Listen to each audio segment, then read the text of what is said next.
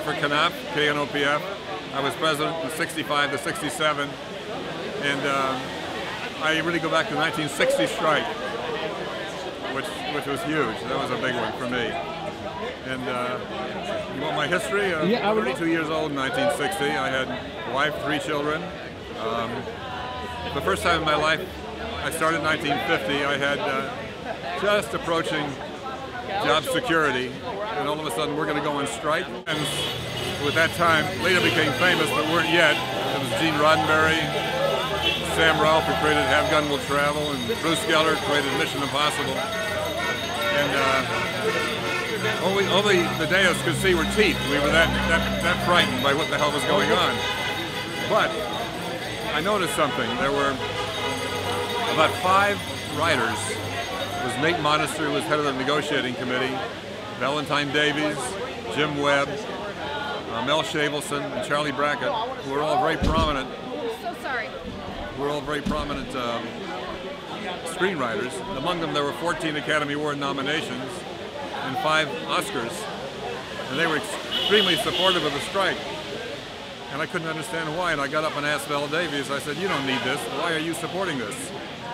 His answer was, "It's up to us, those of us who are now at the top of the game, to support you, who need our help, who don't have the same prominence that we do, as it will be your responsibility one day to support the next generation."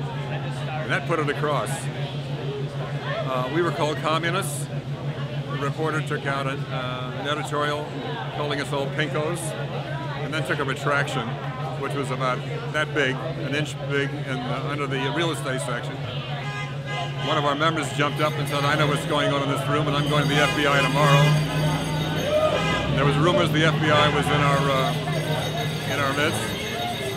We ended up getting pension plan, health plan, and we got a royalty plan for our reruns, which we were warned was not going to work. It sounded good on paper, but we were subject to management's bookkeeping, which was awful. And 6 years later, we got hard residuals to replace it.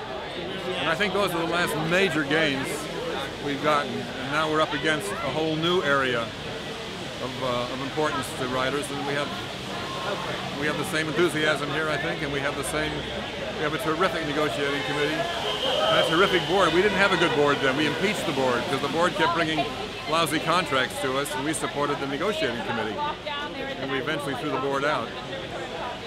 At the time, we were told that you will never recoup what you're losing. I can't tell you how many hundredfold I have recouped in not in payment for work done, but in pension, in health and welfare, and residuals. Take the long view of what this is going to mean for you down the line, painful as it is today. Yes, the IA is going to profit hugely. This is called pattern bargaining. Whatever we get, SAG's going to get 3 times, DGA will get, and the IATSE is going to get multiple times, which is going to go toward their pension plan. So in a sense, we're bargaining for the IATSE, because when we win, they're going to win too, and that will enhance their pension plan hugely.